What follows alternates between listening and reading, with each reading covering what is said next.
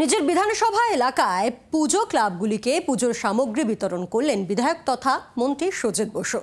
Bidhannagar divinity pavilion হলে প্রায় ৩০০ ক্লাবকে পুজোর সামগ্রী বিতরণ করেন মন্ত্রী। পাশাপাশি প্রায় ১৫০০ মহিলাকে শাড়ি উপহার দেন সুজিত বসু। প্রদীপ জ্বালিয়ে উদ্বোধন করেন তিনি। অনুষ্ঠানে উপস্থিত ছিলেন সঙ্গীত শিল্পী শ্রীকুমার চট্টোপাধ্যায়, চিত্রকর সুব্রত গঙ্গোপাধ্যায়, বিধাননগর পুরসভার পুর প্রতিনিধিরা। এছাড়াও অনুষ্ঠানে হাজির ছিলেন লেকটাউন ও বিধাননগর দক্ষিণ থানার আইসি।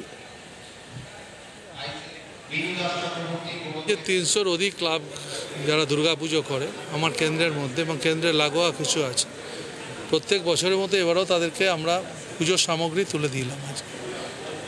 প্রত্যেকবার কিছু না কিছু পুজোর সামগ্রী দিই। এবারও যেটা দিয়েছি ১০০ ওয়াটের প্রদীপ, যজ্ঞকুণ্ডলী, ৫০ টাকা করে কাপড়। তাদের এলাকায় যারা প্রিয়জন আছে, পুজোর সময় তো কাপড় কিনতে পারছে না, তাদেরকে কাপড় ১৫,০০০ কাপড় আজ ডিস্ট্রিবিউট হয়েছে।